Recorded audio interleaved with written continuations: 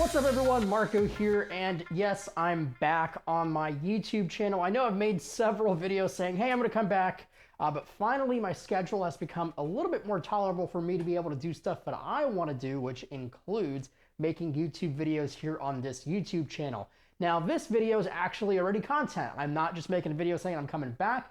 This video is about my ultimate portable editing setup, which includes really one piece of hardware, a couple accessories, and that's basically it. And I am talking about the 12.9-inch iPad Pro. So let's dive into it. All right, so before you say, how is that possible? How are you actually gonna be editing all your videos on the iPad? Now, I'm not saying I'm going to be editing all my videos on the iPad. All I'm saying is I'm giving everyone an option or an alternative to carrying around like a 13 or 15-inch MacBook Pro when they're especially on the go. If you have a dedicated video editing rig, like at home, like a desktop, iMac Pro, Mac Pro, any kind of tower, your custom PC build, that's fine. But for the iPad, it's a really interesting thing because it's such a portable, all-in-one device. You can use it for your media consumption. It has a great display, has a tons of awesome things that you actually pay a lot of money in the equivalent PC or Mac world to get, and you get it in a package that starts at $799 for the iPad Pro, or if you go for the iPad, I guess it's the Air, then you can even go cheaper and still have pretty comparable performance. Now, before I get into this, this video will be pointless if you shoot anything in ProRes or RAW or any kind of crazy codec. This is really aimed for those mirrorless users or those hybrid cameras. So if you're shooting H.264, HEVC, or H.265, any of the Sony codecs, Fujifilm, all those codecs will work just fine on the iPad Pro. And it's not really a hardware limitation, it's just support. Apple doesn't support ProRes, RAW, or any other kind of intermediary codec currently. Now, this could obviously change because Apple owns ProRes, that's their thing, and they can probably see this iPad Pro start cutting ProRes because, I mean, honestly, you could cut ProRes on a 12-inch MacBook, RIP, but it's a very easy codec to use because it's really smooth. It's just huge files, which probably doesn't make sense right now. So maybe we'll see larger storage configurations on the iPad Pro, or maybe multiple USB Type-C port. Now let me run down some of the cool things about the iPad Pro, and specifically I'm talking about one application on iPad OS, that is LumaFusion. It is hands down the best video editing application on the iPad or iOS App Store. It's awesome. It's very, very close to akin to like something like Final Cut Pro. It's not as powerful, but it gives you a lot of flexibility and latitude in what you want to do with your edits. I mean, you have things like support for H.264 and 265 real-time in 4K.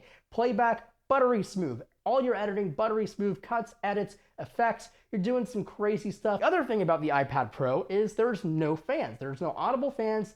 It does kind of get a little warm over some prolonged use, but you never have to worry about a fan or any kind of audible intrusive noise during your editing session. Now, when you're editing 4K UHD video, so either 3840 by 2160 or the DCI standard 4K video on the iPad Pro, specifically any of the 11 or 12.9-inch iPad Pro models, I was basically getting one-to-one rendering, as in real-time rendering. You have a 5-minute 4K clip and you export it in 5 minutes back into that H.264 or 265 codec.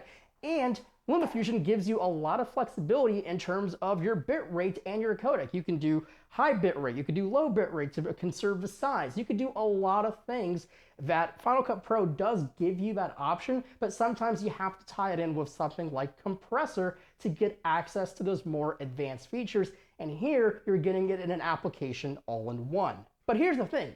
An iPad Pro and LumaFusion is basically one of the most inexpensive options to edit video today.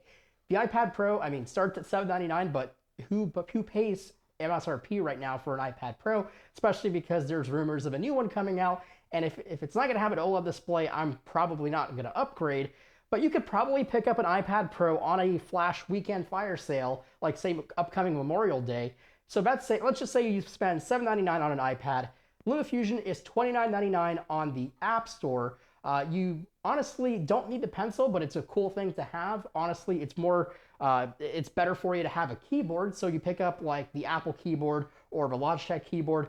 So you're looking at basically about $1,000 all in all for an editing setup. So with that $1,000 into this ecosystem, here's what you get: an iPad Pro, an awesome editing app, say your keyboard for your iPad, and you get things that you don't even think about, like a fully accurate P3 color space display that's as bright as 600 nits, which is honestly really hard to find today. I mean, yes, it's 12.9 inches on the 12.9-inch iPad, but you get this super color accurate display, which is really essential when you're working with high resolution video, especially if you're going to be doing color correction or color grading. Now, the display is a very interesting thing to talk about because I definitely will be pushing for the larger iPad Pro. Screen real estate is a premium when it comes to video editing, and you really need to have every single square inch you can get on a display when you're working with 4K files.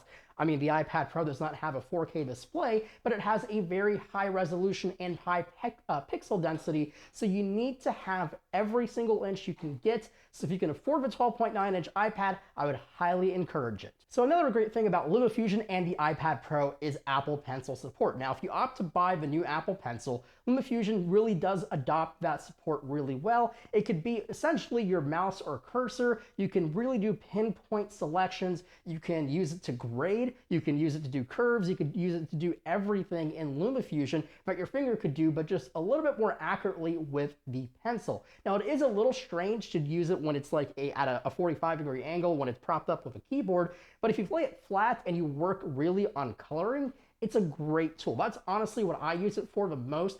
I don't really use it to scrub through, I just use my finger. But when I'm actually color grading and color correcting in LumaFusion, I'm going to be using the Apple Pencil because it has great support. Now, the last thing I want to say about LumaFusion in the Pro side is great keyboard shortcuts. Now, if you come from any NLE, which is a nonlinear editor, you know that you live by keyboard shortcuts. You love having those memorized, they're muscle memory, and LumaFusion has a set of their own. They're not exactly the same as, like, say, Final Cut or DaVinci Resolve, but they're pretty similar, and there is a ginormous list on their support of all the available keyboard shortcuts that you can do in LumaFusion. Now, with all great things, there are also some bad things with editing on an iPad Pro using LumaFusion. The first thing is, it's not going to be as flexible as any nonlinear editor. If you're coming from Final Cut Pro or DaVinci Resolve or Adobe Premiere, this is going to feel like a step down in ability. Rightfully so. I mean, you're not paying the same amount of money. I mean, Final Cut Pro is $300. Resolve Studio is $300, or it's free for the free version, and Premiere is a monthly subscription with the Creative Cloud. So as long as you're okay with a limited editing suite, LumaFusion will really do almost everything. Now, if you're just going to be doing light video edits, a little bit of color correcting, some effects, some transitions here and there, you're not going to be doing something crazy like chroma keying or doing a really, really heavy grade. I mean, you can even do LUT support in LumaFusion I mean, it's that powerful. Then you're going to be okay. But if you do require those, I mean, I'm pretty sure you're not going to be watching this video thinking about, wow, I really want to be editing with my iPad Pro. Now, like I said in the beginning of this video, it is limited on the codecs you can use. Basically, right now, it's H.264 and H.265 support. You're not going to be getting any ProRes or DNX or Avid or any kind of like intermediary format support. You can't plug in like an Atomus external drive and start cutting from that. You can be cutting from a Samsung T5 or a T3 external drive that has H.264, but you just can't be doing that here with any kind of intermediary codec. Now, if you do get the 11-inch or any of the smaller iPads, you're going to be having a limited real estate problem when you're talking about video editing. Now, LumaFusion has a fairly rigid structure. You can't really move things around. But things are going to be on the smaller side when you do decrease the size of a display. So again, my opinion and my recommendation for you is if you want to edit video on the iPad, get the 12.9-inch Pro. Now, in my con bucket is going to be the file system. Again, this is, at iPadOS and not necessarily at LumaFusion. But the file system, while it's a lot better now in iPadOS 13, it's still a little bit limited. But being able to edit right off of an external drive through USB-C is awesome. It supports USB 3.1 speed, so pretty fast. You can support 4K off a Samsung T5, no problem.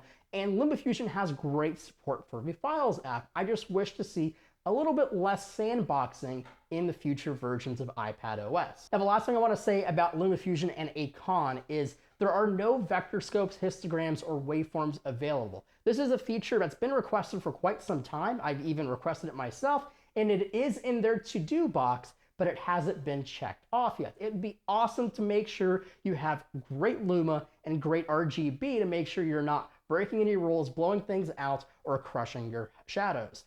I wish to see it in the future version of LumaFusion. I really do hope it comes soon, because that would be really, really awesome and a very useful tool. So those are really my pros and cons about editing in LumaFusion on iPad Pro. I mean, it's a very awesome experience. I love the fact that there's no buffering, there's no issue playing back video, even with LUTs and color grades applied. I mean, it's really that powerful, and you can apply several grades and LUTs and basically, essentially, in different nodes, just like DaVinci Resolve and any really cool NLE, kind of like Premiere and Resolve.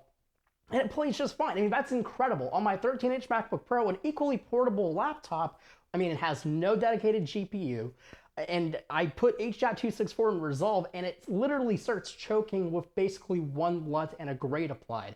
And we're dropping from 24 frames a second down to 18 or 17, 16, and I mean, that can really be irritating. I mean, you pay all this money for a device, and it doesn't perform as good as a device of lesser build quality and price.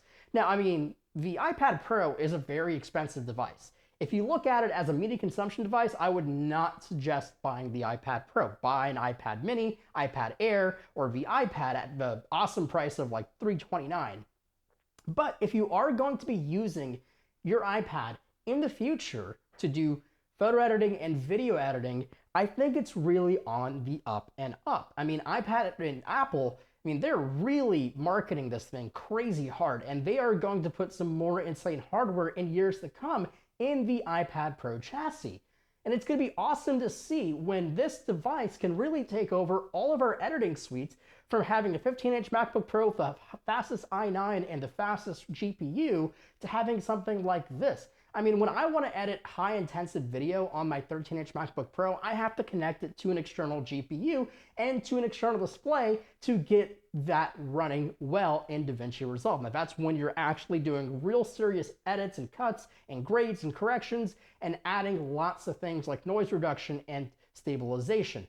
This probably wouldn't be able to do it today, but I think in the very near future, it will be, and it'll be in something that you can throw in your backpack, run for 10 hours straight, and not have to worry about it overheating. Now, that's going to be a really cool future, and I'm really excited to be a part of that, and I can't wait to see that in the future. Now, if you want to get any of the products that I have mentioned in this video, make sure to check out the links below. There are affiliate links to my Amazon account. If you buy it, it costs you nothing, but it does support me and the channel to make future content. If you want to see more tutorials about stuff like LumaFusion and other video editor software and camera reviews and gear reviews, make sure to subscribe and hit that thumbs up button below to let me know. And as always, my name is Hanna. Thank you for watching this video, and I'll see you guys all in the next video very soon. See ya.